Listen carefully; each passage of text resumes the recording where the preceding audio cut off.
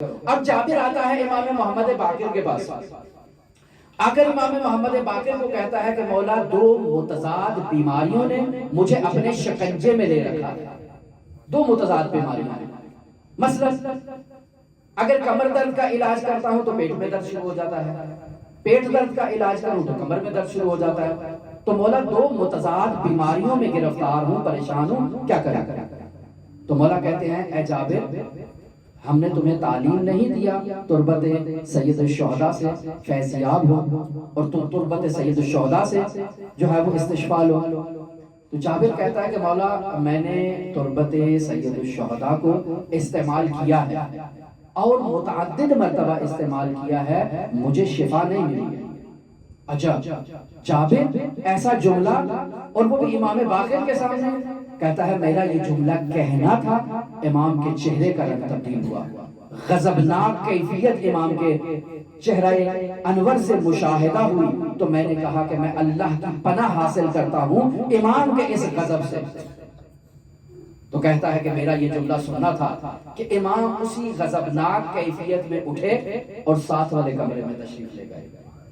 پھر کچھ عرصے کے بعد تشریف لائے، امام کے ہاتھ میں کوئی چیز تھی، امام نے کہا کہ یہ لو جابر، اسے کھا لو۔ میں نے وہ چیز کھا لی، جیسے ہی وہ چیز میرے حلق سے اتری، میرے تمام امراض سے مجھے نجات مل گئی۔ اچھا مولا یہ کیا تھا، آپ نے مجھے کیا دے دیا؟ اس کے کھانے سے ہر قسم کا مرض، بالخصوص وہ متضاد امراض جن سے میرا وجود آشفتہ اور پریشان تھا، ان سے مجھے نجات مل گئی۔ یہ کیا چیز تھی؟ امام نے فرمایا یہ وہی تربت سید الشہداء ہے جسے تم نے بار بار استعمال کیا ہے اور تمہیں شفا نہیں ملی۔ اچھا تو مولا اس میں ایسا کیا راز تھا کہ میں نے تربت سید الشہداء کو استعمال کیا اور مجھے شفا نہیں ملی، آپ نے لا کے دے دی تو اس سے مجھے شفا مل گئی؟ تو مجھے مولا یہ راز بتائیں۔ میں آپ کے سامنے یہ نہیں کہنا چاہتا تھا، جھوٹ نہیں بولنا چاہتا تھا کہ مجھے شفا نہیں ملی ہے، میں آپ سے فیضیاب ہونا چاہتا تھا۔ تو مولا مجھے بتائیں کیا راز ہے اس تربت سید الشہداء میں کہ میں بھی اس تربت کو استعمال کروں، جب چاہے کسی مرض کے لیے مجھے شفا مل جائے۔ تو جہاں امام محمد باقر اسے اس کا راز بتا رہے ہیں، کہہ رہے ہیں دیکھو کچھ آداب ہیں، اگر آداب کی رعایت نہیں کرو گے نا، تو اگر تمہارے ہاتھ میں قیمتی ترین چیز بھی دے دی جائے تو تم اسے مٹی ہی سمجھو گے اور وہ تمہارے لیے مٹی ہی ہوگی۔ جیسے یہ فرش عزا ایک بہت قیمتی مجلس عزا ہے، ایک بہت ہی قیمتی محل ہے کہ جہاں انسان آتا ہے تو اس فرش سے اسے عرش پر لے جانا ابا عبداللہ کی ذمہ داری ہے، لیکن انسان آتا ہے جیسے آیا تھا ویسے ہی چلا گیا ہے۔ بھئی ہم یہاں سے آئے تھے عرشی ہونے، یہاں سے آئے تھے ہم عزادار ہونے، لیکن عرشی نہیں بنے ہیں، بولا اس کے پیچھے راز کیا ہے؟ تو یقینی بات ہے مولا سے پوچھیں گے تو کہیں گے آداب کی رعایت کی تھی، کہیں گے نہیں۔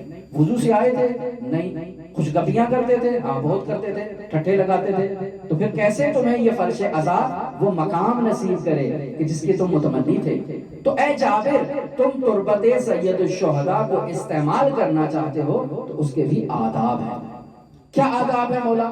کہا کہ جب بھی تم تربت سید الشہداء کو استعمال کرنا چاہو تو پہلے غسل کرو، غسل کرو۔ تربت سید الشہداء کو بغیر غسل کے تھامنا یہ بے ادبی ہے، غسل کرو جابر۔ اچھا پھر کیا کرو؟ اپنے لباس میں پاکیزہ ترین لباس کا انتخاب کرو، جو ظاہری اعتبار سے بھی پاکیزہ ہو، باطنی اعتبار سے بھی پاکیزہ ہو اور غصبی نہ ہو، غصب مال سے اور دوسروں کے چھینے چھپٹے مال سے تیار شدہ نہ ہو، پاکیزہ مال کا انتخاب کرو، غسل کرو، غسل کے بعد اس پاکیزہ لباس کو پہنو۔ اچھا پھر کیا کرو مولا؟ اب جاؤ سعد کوفی سے خود کو معطر کرو، خوشبو لگاؤ۔ اچھا تیسرا ادب، اب کہا جاؤ حضرت سید الشہداء کی ذریعہ اطہر کے پاس اور سرحانے میں سر اقدس کے پاس 4 رکعت نماز کو ادا کرو۔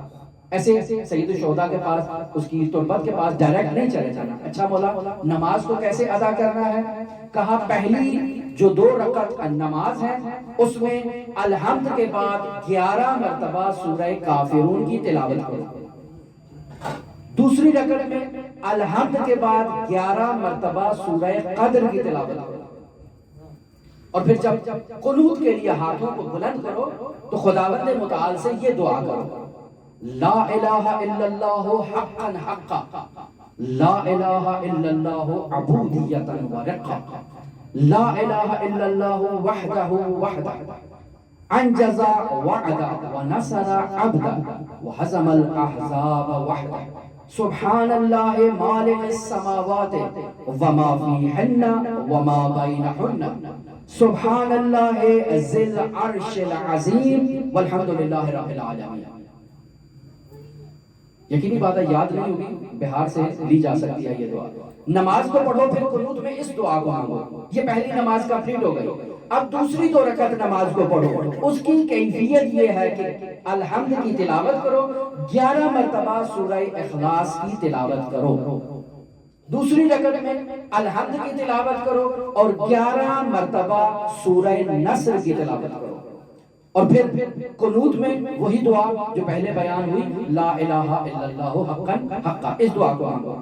اب جب نماز تمہاری 4 رکعت کمپلیٹ ہو گئی تو اب جابر سجدے میں چلے جاؤ، 1000 مرتبہ اس سعادت کے حصول کے لیے شکرن شکرن شکرن اللہ کا شکر ادا کرو۔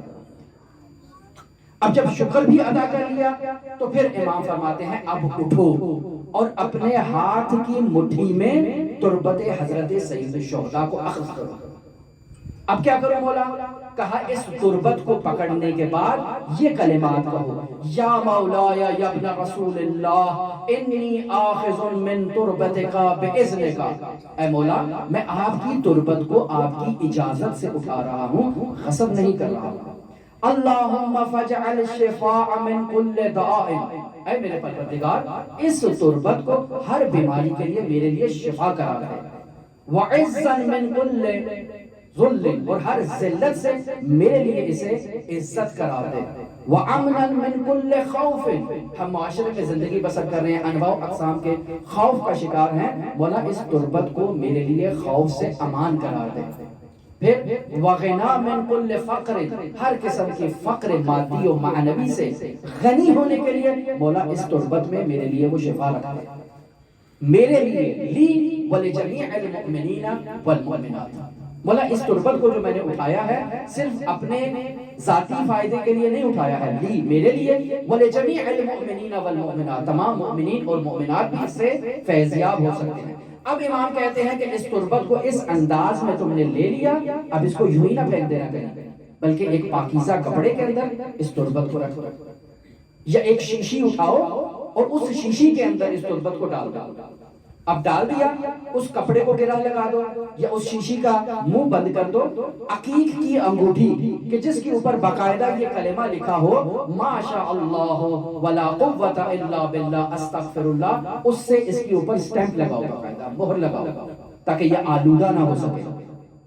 اب جب بھی تم خلوص کے ساتھ اس تربت کے اندر ہاتھ ڈالو گے اور باہر نکالو گے تو خلوص کی وجہ سے ہمیشہ تمہارے ہاتھ میں 7 مسقال کے برابر تربت سید الشہداء آئے گی۔ اے جابر اب اس تربت کو ہر مرض کے لیے تم استعمال کرو، تمہیں شفا ملے گی۔